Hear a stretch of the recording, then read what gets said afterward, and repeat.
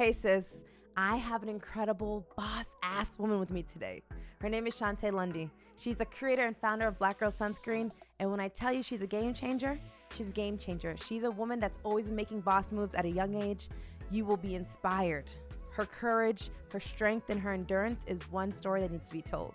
Black Girl Sunscreen? Wait till you hear the story.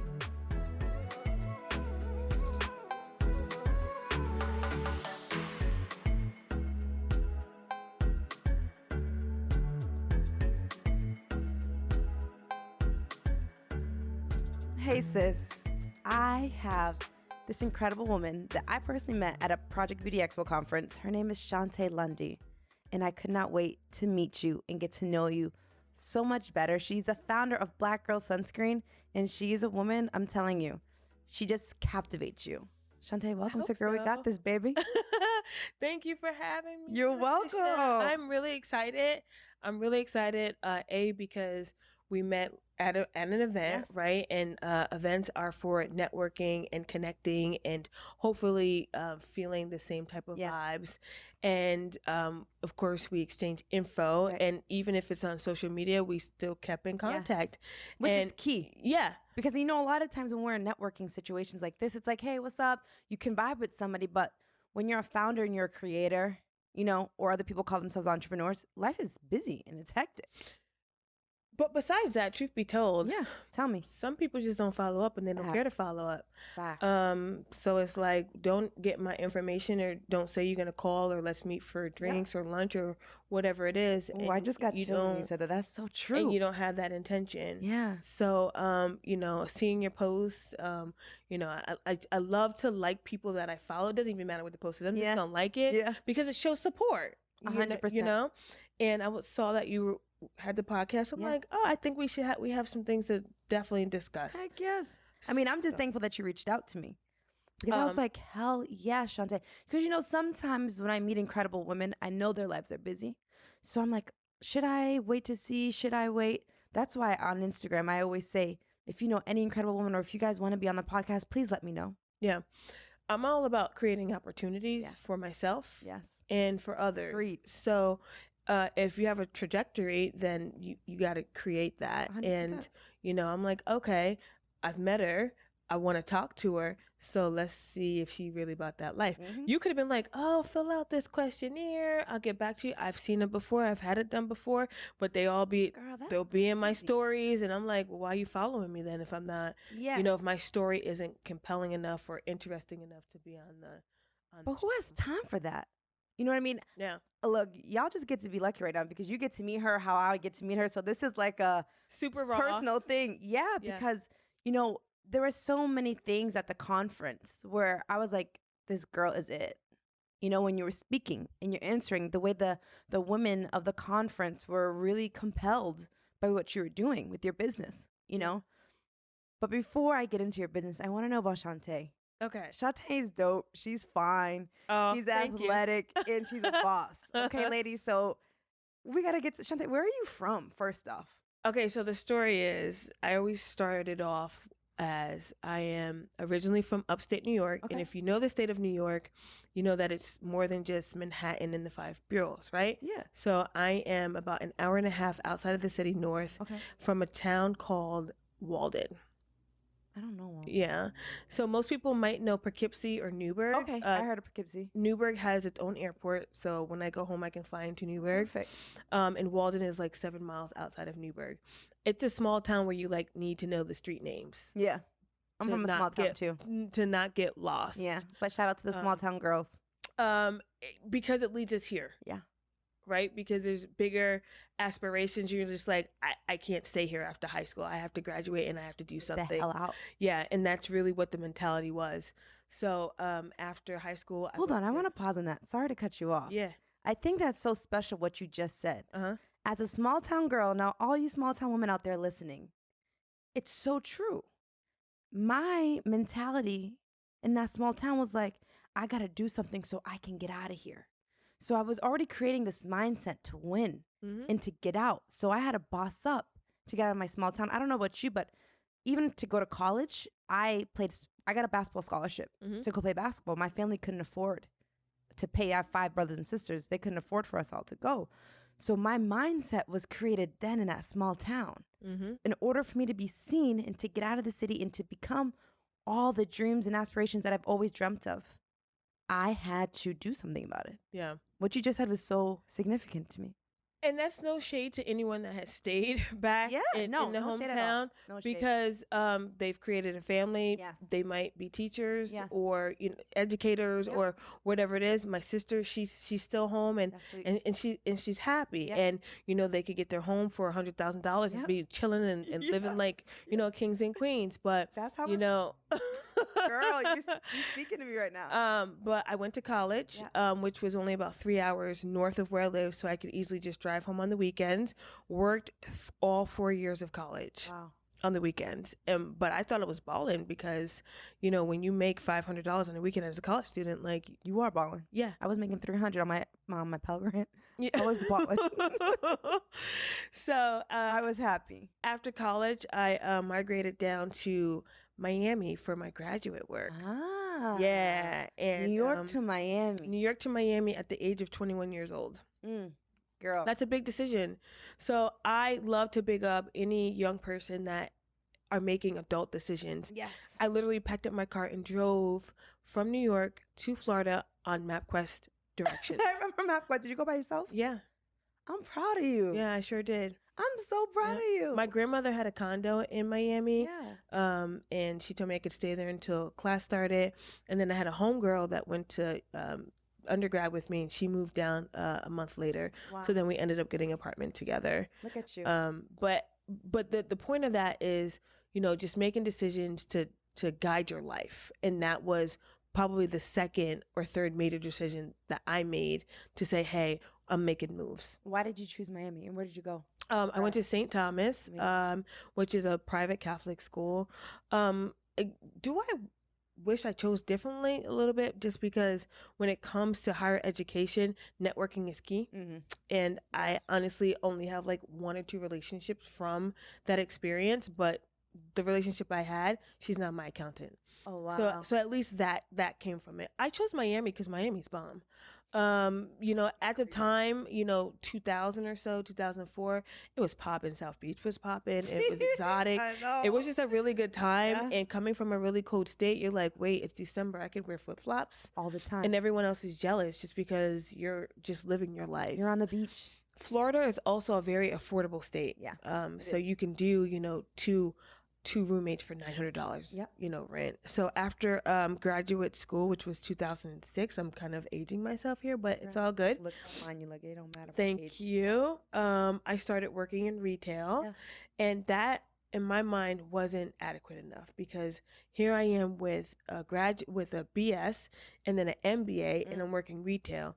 No shade to retail, but it just wasn't for me. Now, see, I think a lot of college women have that problem. We graduate and then we're like, what do we do? I remember I graduated, I started working at a law firm. I hated law. And I was working in Miami. After college, I moved to Miami. I was working in Broward County. I'll never forget. And they were all calling me talking Spanish real fast. And I was like, I can't keep up. I couldn't keep up. And I was like, this isn't what I went to school for. So what was that feeling when you graduated and you're like, I got to go to retail? Like, how did you feel? Did you feel defeated? No, it was like survival mode, because I was living as a big girl that made big girl decisions. So I had my own rent. I didn't have a financial support system for anyone. So I had to get a job to pay for my rent, my car note, food. So it was more of survival mode, literally. So then when it was time to, I guess, transition to corporate America, if you will, I did that, and that was at only $30,000 a year, and that's still not like much money. No. So I was in Miami for 12 years, and I actually called Miami my home. Really? Yeah, more than New York, because I feel like that was my adulthood. Maybe that's why I dig you, because Miami's a special place. Yeah. Miami is my favorite city, hands down, in America. I just get too distracted when I go there now, so I don't go as much. But Miami is my favorite city. It's special. Yeah. I love that you call it home, because here you really became this founder and creator, because I want you to tell the people you were out in the sun often because of Miami. Because of Miami. Yes. Right. But then, so I transitioned out of corporate America. Yes. Which, what were you doing for corporate America? I worked in the rental car space. Yeah.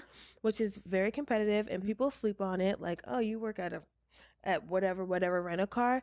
And truth be told, they might hire, C-State University kids, right? But you're supposed to be the best of the best, right? You need to sell the best. Yes. If you're regional, you need to be the best. So it teaches you a lot of business ethics, and that's where a lot of my structure has come from. And I'm not afraid to admit that. I'm actually proud of it. Yes. I know that the work ethic has always been instilled in me, but like, that job made me work long hours. So I don't have a problem getting up at 6 and working until 9 because I knew I had to be that next branch down the street from me. So I took a lot from that when I transitioned out. And when you transition out of something that you've done for a long time, it's kind of like, what do? You go to school for 16 years. You work at a job for 12. It's like, whew, I don't even know how to live. Like, what do I do with my time? Yeah. Yeah. So I moved to Los Angeles. Wow. Yep. So you were just done. Yep. I don't want to do corporate anymore. Yep. I'm packing my car. Did you drive? I put my stuff in a pod. Did you really?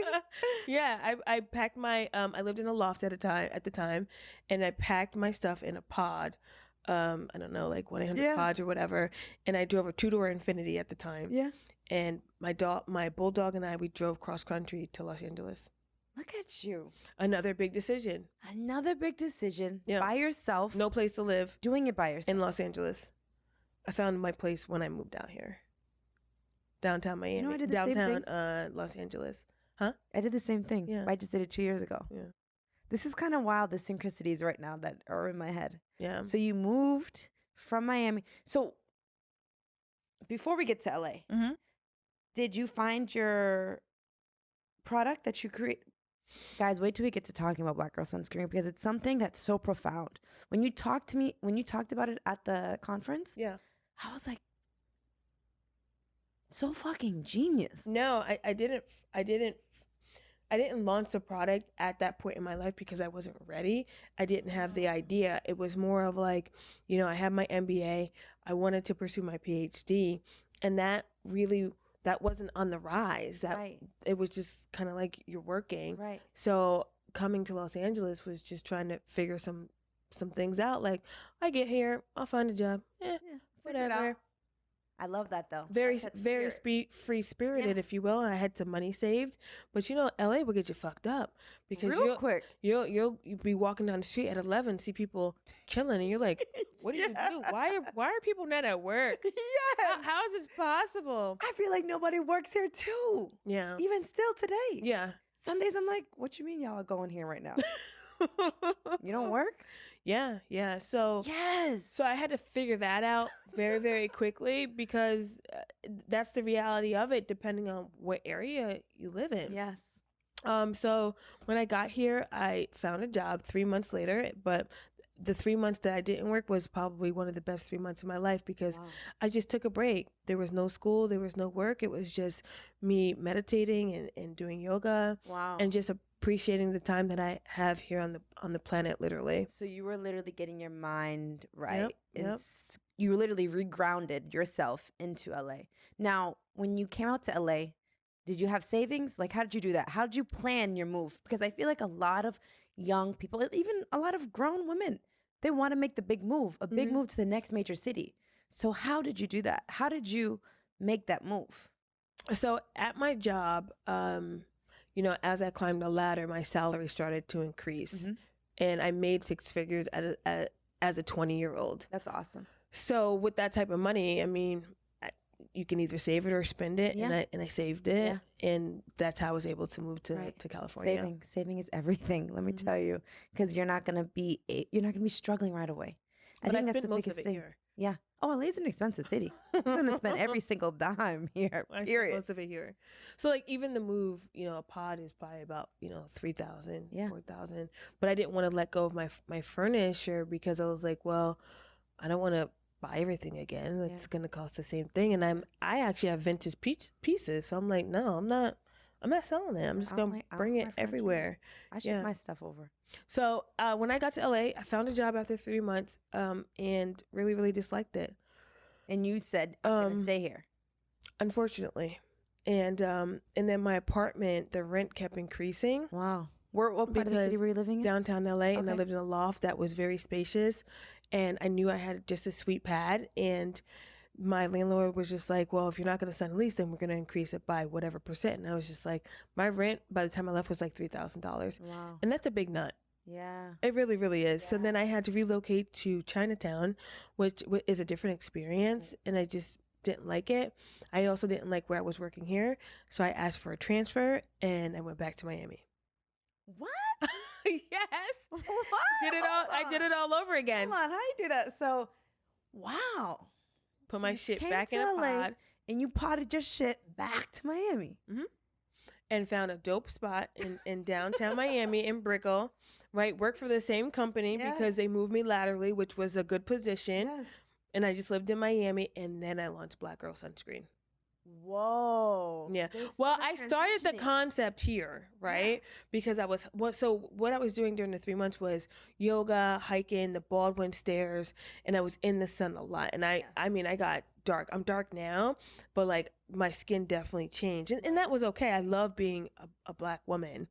But I have biracial friends. I have white friends that say, Shontay, you should put on sunscreen. And I'm like, no, like, look how you look. And I'm not putting it on your back because my hands are going to be sticky. Mm-hmm. Period. Mm-hmm. That's so common. So, yeah, it's common. That's so common.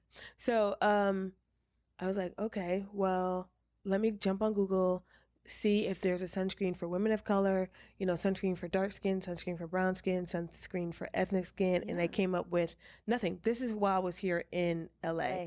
And I woke up one morning and I said, I'm going to do this in my bathroom as I'm getting ready for like work. Right. So you were in your bathroom. Yep. What you were doing? Brushing your hair, brushing your doing teeth? Something, taking my wrap down probably. And in your head, you said, I'm going to create a sunscreen for a woman with melanin. I said I'm gonna make Black Girl Sunscreen. I already knew the name. Period. Mm-hmm.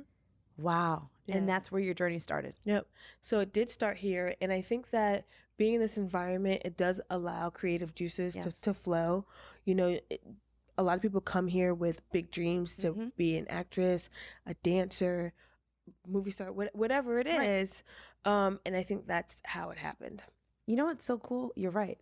When you come to bigger cities, it allows something in your mind you can dream and you can aspire to have that house on the hill.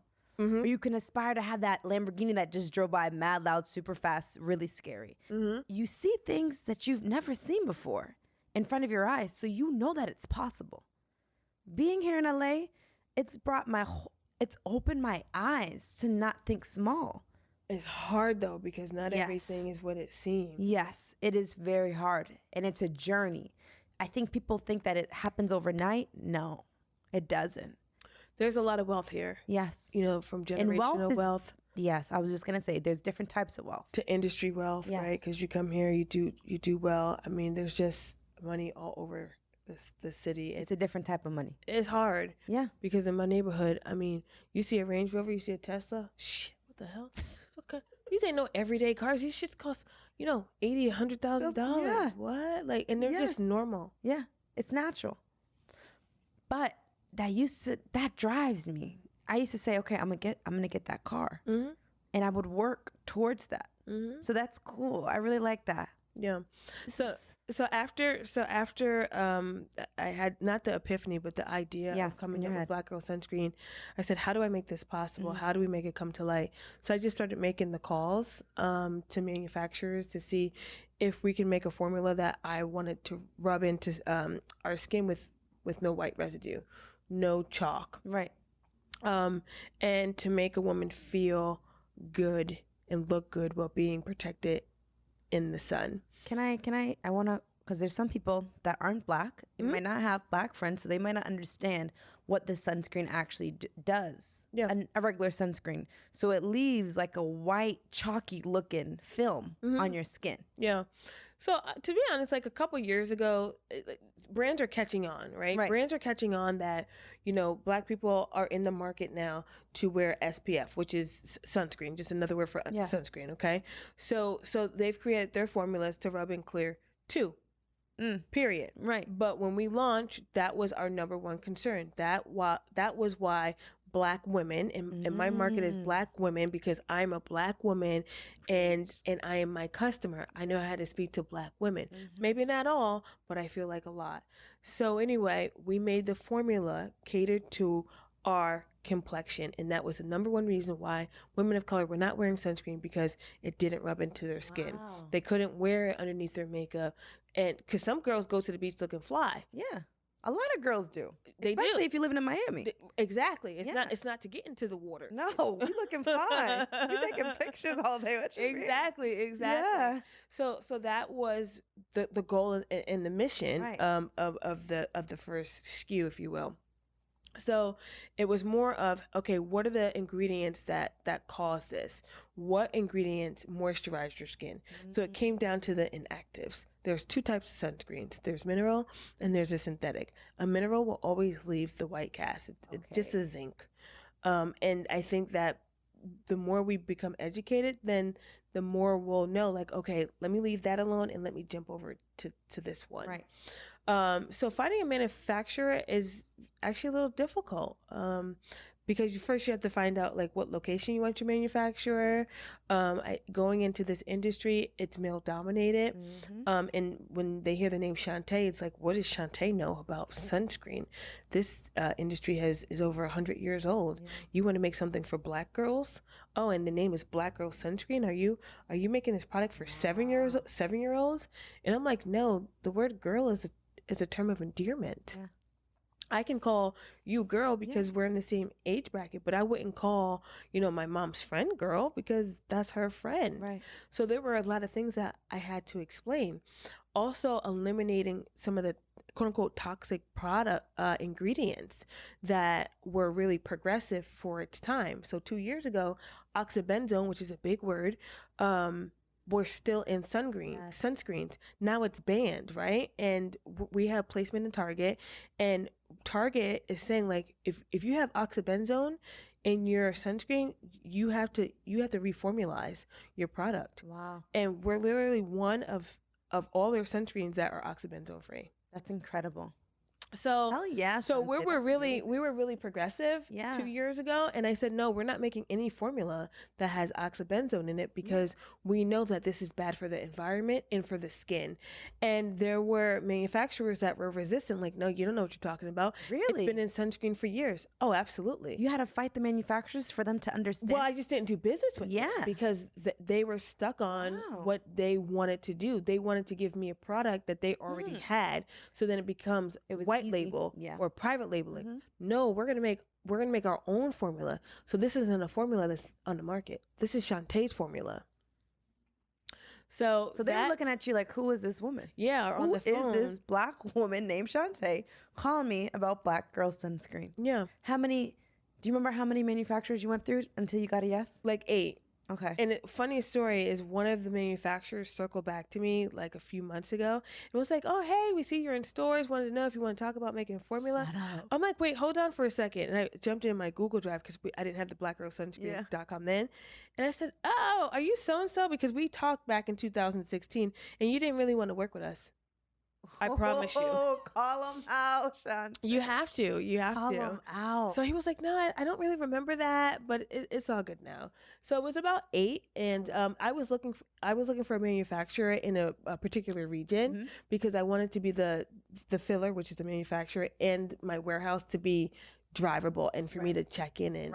And then I also consider how close they are to water, right? So if you want to import or export, they're close to the port, and it's not in the middle of the country. Yeah, but everybody has a different strategy. Right. So that was my strategy. So you found it in Miami. Yep, found it in Miami. Okay. So then I'm still working full time. Yeah. They know I have this project, right?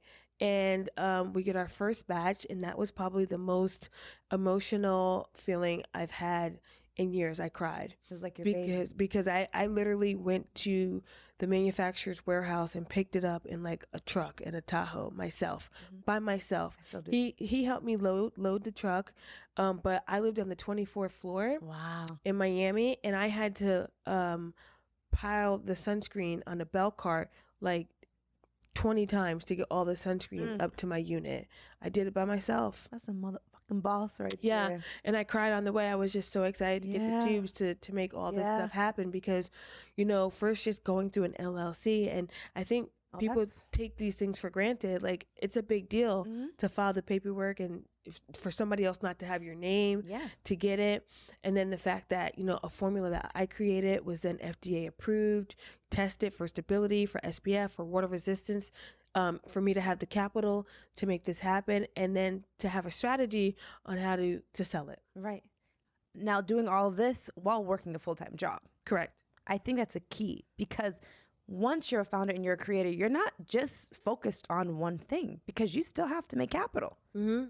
Did you have an investor in your first run? No. Okay. So she's working a full-time job. Yeah. And lugging cases and cases to the 24th floor of the potion that you created that created Black Girl Sunscreen. Mm-hmm. Now, I think that's something that's so remarkable because people don't understand the hustle. How are you doing that? How are you managing your life?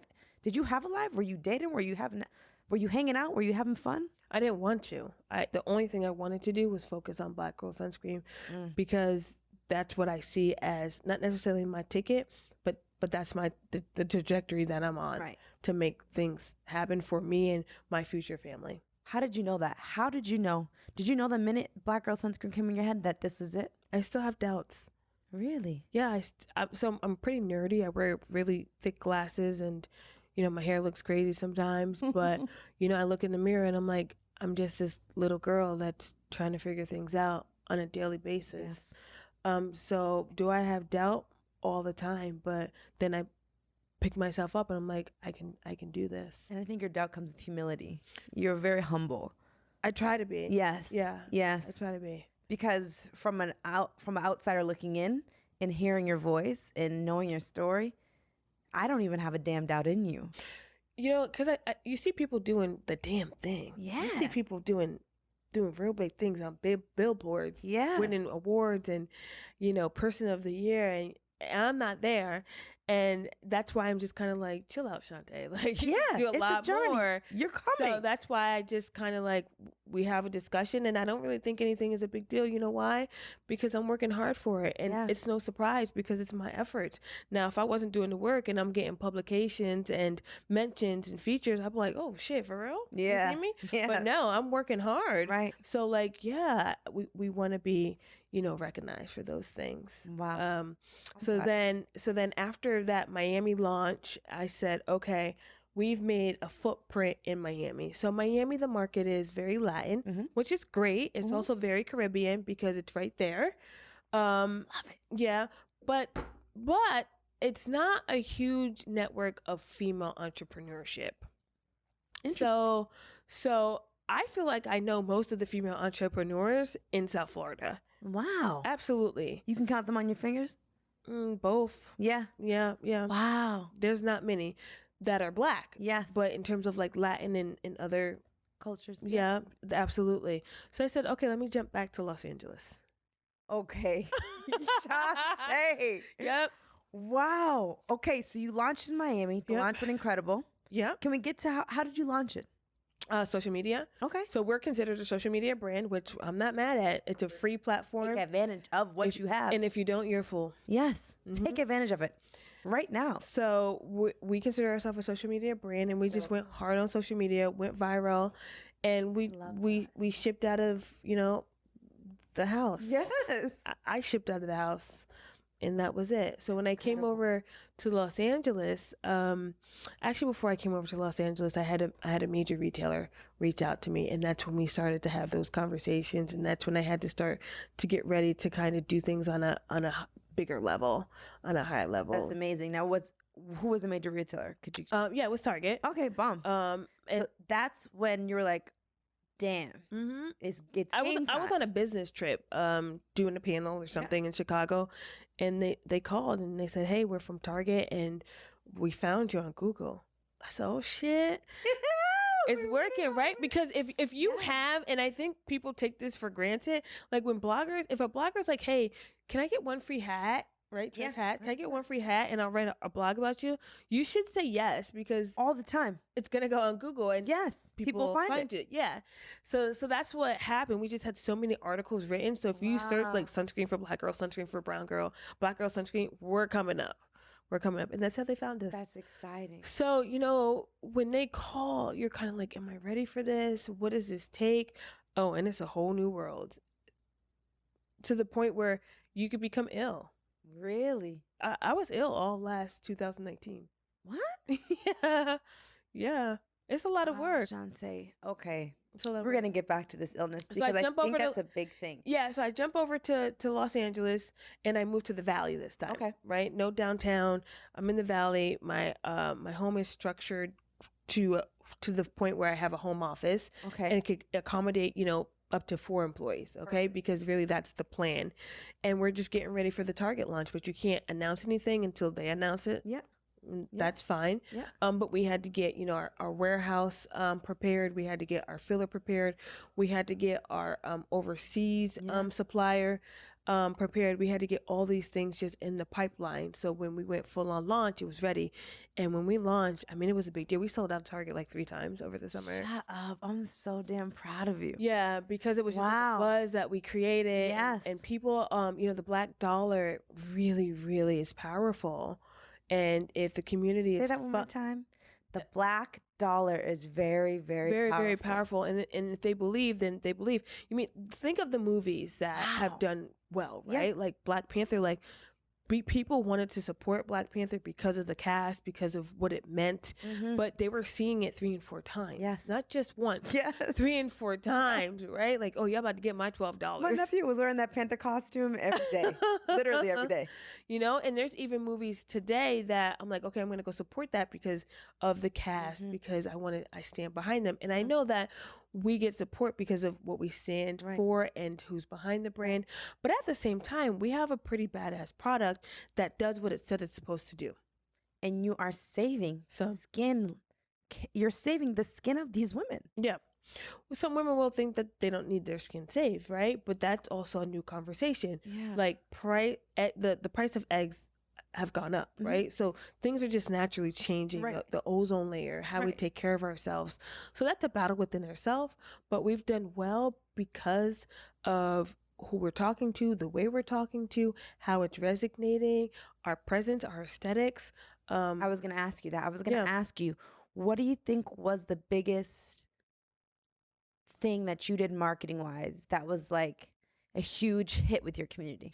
So our packaging is shelf ready. Okay. So it doesn't look like somebody just made it like in the closet. Like it's it's screen printed. We have like 5 layers of different kind of artwork on it. It just looks really legit. Literally, it looks shelf ready. Yeah, so it's beautiful. And then it also looks kind of luxury, but at an affordable price. Right. So, and then it's in a black tube, not because we're black, but because it means like strength and power. And then we have gold to kind of signify luxury. Yes. So that was all the research that we've done as a team to make that packaging the way it is, and for it to stand out on the shelf. Yes. Because sunscreen products are usually like white and orange, or like white and blue, or blue and yellow. Right. So we wanted to do something different with Black Girl Sunscreen. I love that. And then the messaging is we are the culture. So there is no one, and people will say we can argue that, Shontay, right? I had somebody say, well, we can argue that, but you can't. We are the culture, right? So we are speaking to you as of right now, today.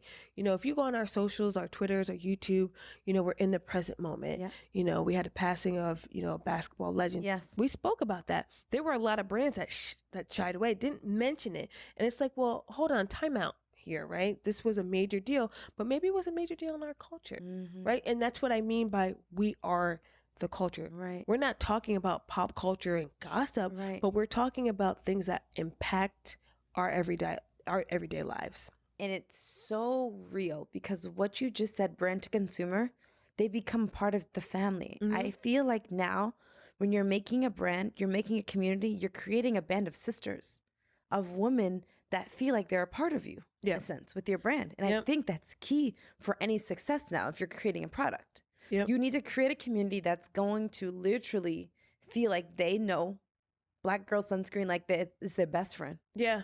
And that's how they feel, like we don't leave home without it. So what we're really trying to shift now is the mindset of wearing it every day and not just traveling to the beach or taking a hike. It's more of, incorporate it into your skin regimen. Put it on even if it is cloudy outside. Just a little bit, Can I ask you a question? Yeah. Why do Black people think they don't need sunscreen? Because of our melanin. Yes. And that's how we were raised. Like, well, you better put this coconut oil on and go outside looking like a glazed donut. My mother put coconut oil on me all the time. Wow. But that's just their education too. Right. That they didn't grow up with sunscreen. Sunscreen was for white people. Straight, like, period. It is what it is. Yeah. Right. And I have a lot of white allies. Like, I have really good white friends. Like, it's nothing, but we just didn't come up with it. Yeah. Sunscreen wasn't even a word. So that's why we weren't wearing it. And to this day, people of color still believe that they don't need sunscreen. And that's okay. Which is so insane to me. But I also feel like it's a key to your success too, because you get to educate your people on the importance of sunscreen. Yeah, it sparks a really healthy debate. Yeah. As long as people aren't getting too defensive. We had a really nice shout out from Black Wall Street the other day because we did make a major announcement. Black Girl Sunscreen is the first indie brand to have permanent placement with Target, a major retailer. Yes. That's a huge accomplishment for us and just even other brands that are aspiring because we're not on an end cap, and an end cap is just, a shelf that you find in the beginning of the aisles. We're literally in the sun care aisle. So we're going toe to toe with the larger conservative brands that you find in every Walgreens, CVS, Walmart, whatever. And we're literally the only indie brand on the shelf. And that's because of the community that we cultivated and the support that these women have shown Black Girl Sunscreen. And we've sold out because a customer will go and see 4 and they buy all 4 because they're going to give to the cousin, to the sister, and they want to support us. So marketing is the best marketing. It is. So we don't take any of it for granted. Our first line of defense has been like skin estheticians, right? Because you go there, you get a facial, and they give you a paper of, hey, you should be moisturizing your skin, you should be toning your skin, and don't forget your SPF. And we have Black Girl Sunscreen. So there's just so many different ways that it has come for us, and I just feel like we're holding hands. So I'm always so grateful and so thankful that we're just all together on this, and women want to see us win. Hell yeah. Hell yes. But there are women that don't want to see other people win, and but that's that just ain't your hard. problem. That's their problem. It's not, but it's still a real thing. Yeah. So that's how we landed that permanent placement, because women were like, we want to see you succeed. That's amazing. I'm so damn excited for you. Yeah. And it's just the beginning. Yep. So, ladies, I want you to know that this didn't happen overnight. This was Shontay going from LA to Miami, back to LA. 4 years. Yeah. A lot of back and forth, a growing team, new house. Yep. And it's a lot of hustle. What's a day to day? What's a day like in the life of Shontay? I might not brush my teeth until midday. I feel that. I low-key feel that. And you're like, well, you got white teeth. But I mean, I take care of my teeth. Your teeth is real white. Thank you. But at the same time, it's just like, it's just not the priority. It's kind of like, I have an English bulldog, so I always take care of her first because I feel like it's almost like a human. Her name is Knox because I was born on an army base. Oh, cool. So she's named after Fort Knox, Kentucky. Okay, cool. So I walk Knox every morning, and that's where I kind of get my fresh air and get my thoughts together. Feed her. She eats eggs every morning. And then I go up to my office. I might sage or I'll light a candle, and I just get my thoughts together again. And first employee comes at about 10 a.m. So if I'm up at 7:30, I have a couple hours to knock out some emails and to get whatever I want to get together for her to come in, and then we chat. But I might look crazy. It just depends. I usually wear my hair up in a head tie. Yeah. And I'll just have on my Black Girl Sunscreen sweatshirt and some comfy, tights. Yeah. And I'm in my office. Wow. And that's my day to day. Every day, and everything, in my opinion, is a sacrifice. Even, not this, because this is work. And, yes. And I love you, right? But like, I was asked to go to dinner on Friday, and I'm like, probably not. You have to make sacrifice. Probably not. It's something that I battle with? I battle with having a life and having a business. Because I love my life, I love my people, I love my friends, I love meeting new people, but I struggle with that, saying no to things necessarily that might not be beneficiary for me, but for wanting to have a life on top of my work. I feel like a lot of us that are founders and creators struggle with that. I do too. However, with this life, it has afforded me to do a lot more in terms of traveling and, yes. and seeing and exploring and understanding new perspectives than I could ever have working a corporate job. Hell yeah. Because, so for example, my next trip is to South Africa. In Cape Town? Joburg, then okay. Cape Town. But this is actually my second time going. Yeah, I love that place. This is my second time. So the first leg is Joburg, but I'm speaking at the U.S. Embassy there. Oh, yes. They have an initiative called AWE. The initiative is actually global, so they just have a chapter in Joburg, and okay. I'll be speaking to their community just about entrepreneurship or whatever. Wow! So and then it's huge. I love how you just say this lightly. Because this is huge. I know because I get it. In business, you're just like next step. It's like the next check off the list. Yeah. To you, it's nothing. But to us listening, I'm excited for it. Yo, you're going to Joburg to speak at the U.S. Embassy? Yeah. What? Bro? Yeah. I'm excited for it. It's just part of the life. Yeah, right? I know. It's the next check. It's the next step. I know. I feel that. And then we're trying to get Black Girl Sunscreen into South African retailers. So we have to meet with the local representative there to then have the meetings with the buyers because the buyers trust the local reps over a brand here, right? And just logistics and all that. So that's Cape Town's a beautiful place to go. So who cares? Right. So that's the first leg of Joburg, and then in Cape Town we have a couple of radio interviews as well as meetings. So that's 5 days, and then I'm gonna fly back to Joburg, meet my friend, and then we're going to Tanzania. That is so. So the way I do it is I always do business on the front, and then a little bit of play on the back. You know what? I dig that. I feel that. Mm-hmm. Because you're going to do what feeds your soul and what's good for you in your business. Mm-hmm. But you're still going to leave time for play. I think that's beautiful. I need to take that advice, period. And I'm going to take that advice. I see you everywhere. Girl. But this is my thing. I be having fun. I can't focus when I'm out with my friends and having fun. That's my problem. I want to have fun. I want to be in the moment. I want to be out. When I was home for 2 weeks, I was so bad. So when I got back to LA, I had like pounds of work. Of course.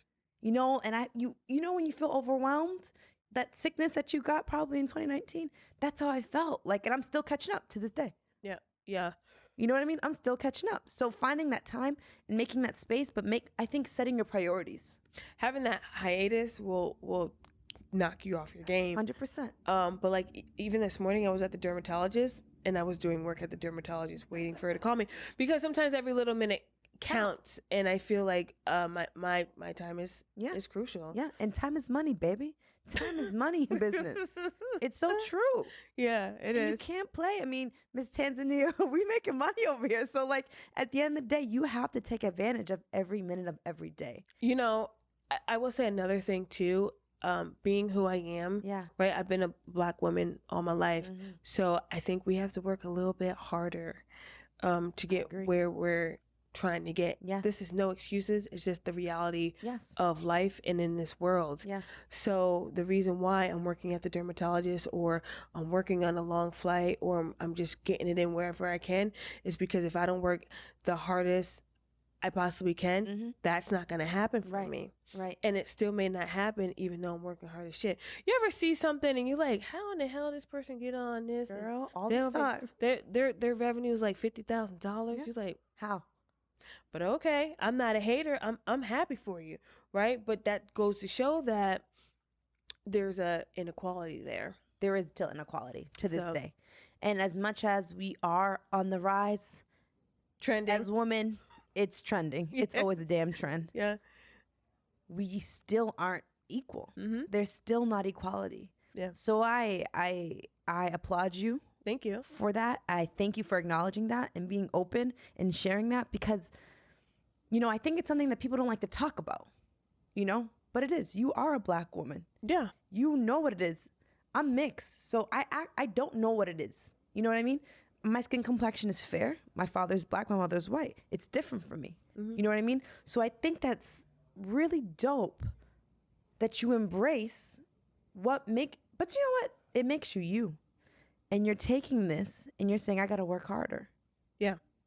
And I'm going to, you know, I can't wait till there's equality. And I hope that we get to see that during our... No, I don't. You don't think so? In our time. You don't think so? Mm-mm. I pray. If gender-wise and even, you know, race-wise, it won't happen. Some people just kind of get picked. It's really an interesting thing.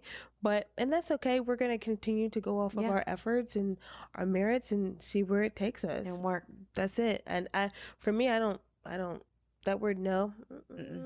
We don't do a no. I don't never do a no. There's always a workaround. Yeah. Isn't there? Yeah. I don't take no. And that's the mentality that I've always had. Yeah. What do you mean Black Girl Sunscreen? What do you mean a sunscreen? What is all this? You know? I love An investor says no. Okay, so then we move on to the next. Yeah. Then we move on to the next. Then we move on to the next. And we just keep going. And I always say that no means that you do not belong with that. Next opportunity? Yeah. I mean, next. Next opportunity. Thank you, next. Ariana Grande, thank you. Next. In all parts of life. Literally. And I truly believe that. Yeah. Before we go, I want to talk about your sickness. Okay. And what you endured there, because I feel like as a woman, as a hard-ass working woman as you are, we deal with lows. You know, we talked about all these highs, right?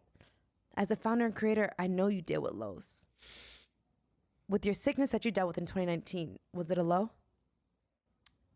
Okay. So there was more than one sickness. So I do suffer from anxiety. Okay. Which many people do, and people downplay anxiety. I think people downplay depression as well. Like, oh, is that really a thing? It is. And it is. And if you have it enough, it could, you know, cause you to freeze up when you're speaking. It could give you tense muscles. It could just knock you off your game. So I've had that for a really long time, and I deal with it on a daily basis. Some things trigger it, and I get over it. You know, things that trigger my anxiety could be, you know, having a conversation with someone that our energies don't align. Right. And I'm just like, you know what? I don't need to talk to you. Right. And being in this space where you're creating your own path, or you're an entrepreneur, one of the cool things about it is that you get to choose who you work with within reason. If you're working with a company, for example, and that employee works for that company, but that employee only does what they're supposed to do, never goes hard or has a bad attitude, you can't really do anything about that. But that's some of the things that would give me anxiety, because shit, now this person's name got to come in my inbox. I don't feel like dealing with them. I need to create a layer between me and whoever this is. Right. And we're getting to that point where you just don't talk to Shontay. There's a president, let's just say, a Black Girl Sunscreen, right? Those are some of the things I'm working on. So that's like one of the things that could trigger the anxiety, like knowing that I have to talk to this person. Or I have a big presentation. Like, I just did a pitch competition in front of 200 people in Atlanta. We came out with some earnings, which was great. Congrats. But I had anxiety the whole time. Can I ask you a question before you continue? How did you seek help to deal with anxiety, or did you? Okay. Yep. I went to because I want people to know that listening to this, because I dealt with anxiety. I had to go see acupuncture and a therapist. I still see therapists weekly. Yeah. How did you? So some doctors are different. You know, some doctors will automatically prescribe the medication, and then some doctors will say, I think you just need to do healthy things. Yeah. Whether it be hiking, whether it be meditation, whether it be yoga, but there are medications that can just curb that really quick. So I did a combination of both. I love that. But I definitely had to go to a doctor because I didn't know what I was feeling. Right. I didn't know why I woke up and I just felt weird and worried and like, oh my gosh, what's about to happen? Yes. But now I know exactly what it is. And I'm just like, okay, I got this. Yes. And let me just keep it moving. Right. So that was one thing that I wouldn't say struggled, but I'm just overcoming because I understand what it is. So the next thing that I got was vertigo. Now, I didn't get diagnosed with vertigo, but we know it's vertigo. And I went to Miami for a business trip, and I was staying with a friend, and I literally fell on the ground. She had to take me to the hospital because I was throwing up. I couldn't roll over on one side. I wear really thick glasses. Well, my prescription is really high. It's like it's -5. I didn't have on any glasses. She took me to the hospital. I was a mess. And I was there for like 8 hours, and going to the hospital is the worst. Yeah. And the doctor let me go home because he's like, I know you're faking to walk, but I'm gonna let you go home. So I'm on medication for that if an attack comes. Now, here's the thing about the vertigo is that certain things can trigger it. Right? It could be stress. Yeah. It could be a conversation of this person that I don't really like, and they're about to call, and I'm like, oh my gosh. And this literally happened. I got off a phone call with somebody, and I stood up and started spinning and fell to the ground. Wow. And I had to call for help because my medication was on the next floor. So I couldn't get to it in time. But now I'm able to catch it. And I went to Miami again, got it right when I got off the plane, was in a rental car, and I just had to pull to the side and like lay down. Wow. So that was the sickness that just came out of nowhere in the middle of 2019. Wow. So what am I doing to curb that now is nothing, because I'm still going as hard. And I know it sounds crazy, but it could be something as like getting up out of the bed a little bit more carefully. Right. So I'm not like moving as fast. I don't want to say you're not doing anything about it. You're aware. I think a lot of us go through life, especially when we're creatives and we're founders. We keep going. We take some medicine. We literally diagnose ourselves on Google and take whatever recommended. Yeah. Honestly, I've done that plenty of times. You know what I mean? So you are aware and you've treated yourself. People also think that vertigo is kind of fake too.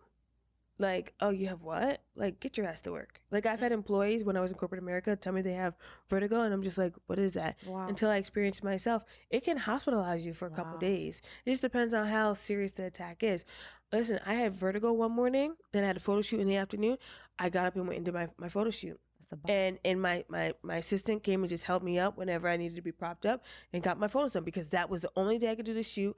I was traveling the next 2 days, and it was what it was. Wow. So my mentality is, no, you're not coming to take this from me. Right. I see you trying to take my health. I see you trying to take these certain things, but I'm stronger, and I recognize that. That's a whole word.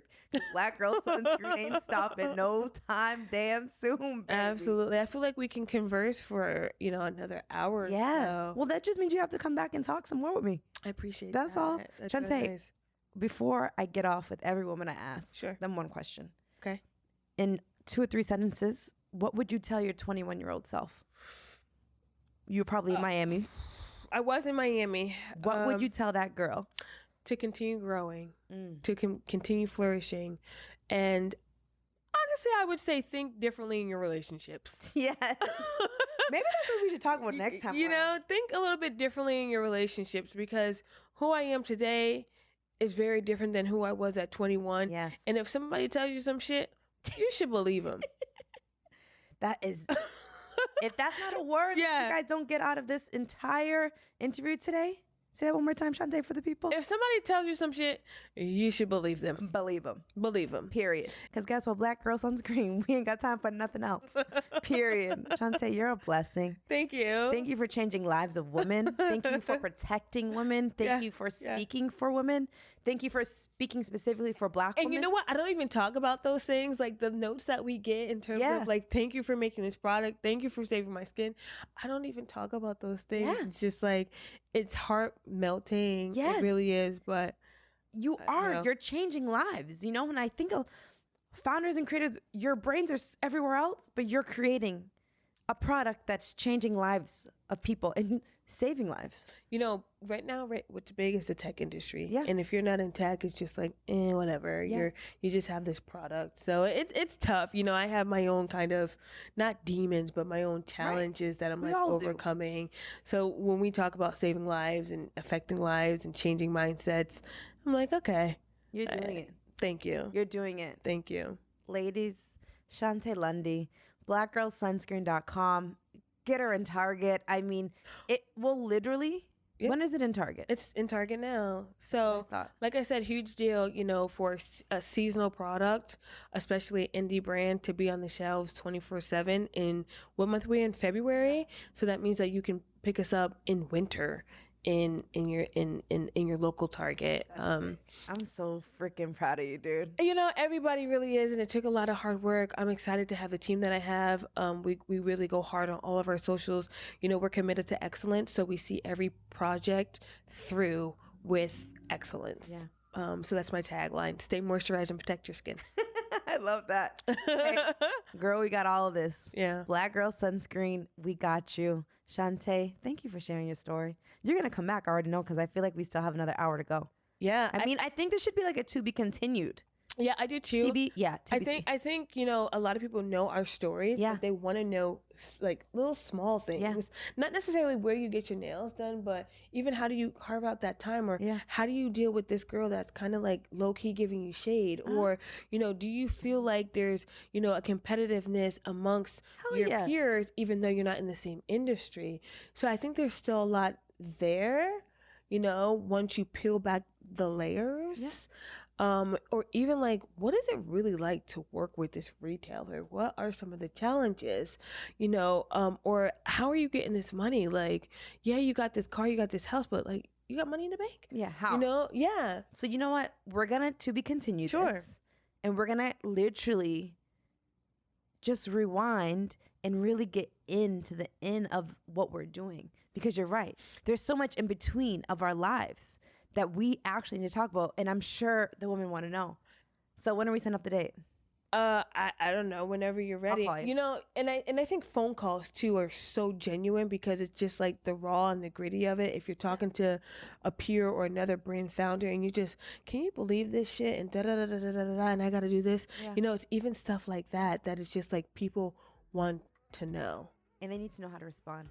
Yes. So listen, ladies, we got this. We got you. We will be back with Shontay Lundy, because there's so much more. And I just love that she likes to spill all the good shit for you, because honestly, it's the truth and it's the rawness. And that's what we're here. That's what we're all about, is honestly talking with the real people about real issues. You know what I mean? And real stories. And that's all I know how to do, is be raw and be me and be genuine and authentic and Shontay. Next time I'll come with my glasses on, so you can really get real Shontay. Okay, so we doing this again. Girl, we got this. Shontay Lundy. You'll be seeing her again. I can't wait. Thank you for having me. Thank you so much. This is amazing.